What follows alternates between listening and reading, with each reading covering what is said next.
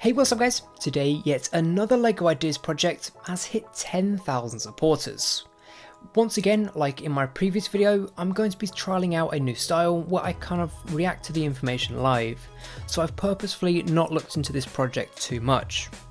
With that being said though, this is called the Steampunk Airship and was created by the account Brickhammer. I may be wrong, but the name Brickhammer does sound familiar, and he may have just had another project which hit 10,000 supporters quite recently. I may be wrong, but the name does sound familiar to me.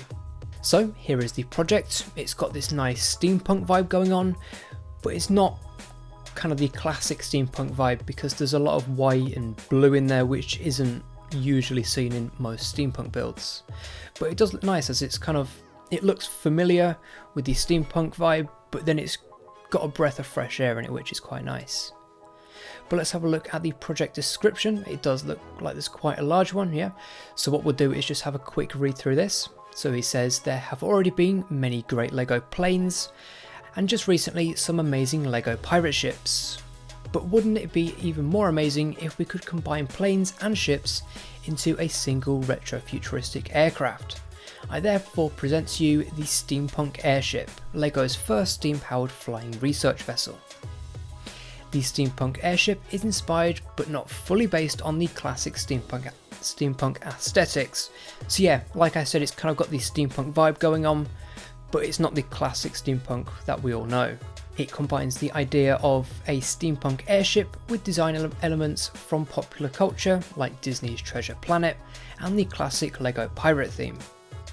While the airship still features the retro-futuristic idea of a flying ship carried by a zeppelin, as well as steampunk specific design elements like pipes, wheels and steam-powered engines, the whole design is slightly more colourful than most classic steampunk creations. So yeah, like I said, with the white, blue and beige. I originally started out with a darker, more gritty steampunk look, but then redesigned the whole project at the halfway point. That must have taken a lot of time, because he must have built this in a kind of darker colour, more classic steampunk vibe, and then decided to switch it up into this, which I think it was definitely worth it, as it looks a lot better with more colour in there.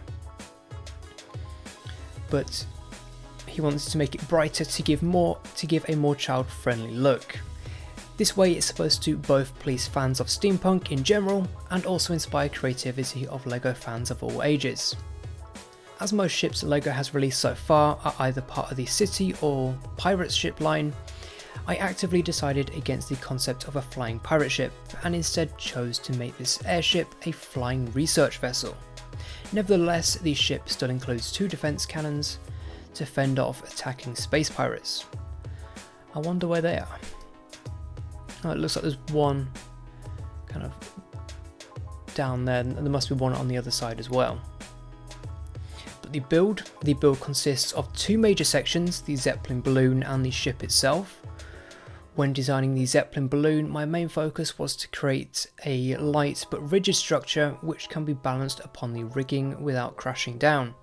As a result, the Zeppelin consists of 2 rings of hinges connected by a thin layer of plates and slopes. I also added 3 fins for stability and steering. So if we take a look at this image, maybe these move? I'm not too sure, but he kind of suggests that these may tilt somehow. Maybe he explains that a little bit further on down here. But the whole of the ship tries to combine classic space pirate elements with brightened up steampunk elements. The interior of the ship consists of 3 main sections: the machine control room, which includes main engines and a large observation window, the captain's quarters in the back, which contains the captain's belongings, a treasure map, a spinning chair, a balcony and 3 big observation windows. The lower deck, which contains space for the crew and cargo, as well as having the airship's defensive cannons.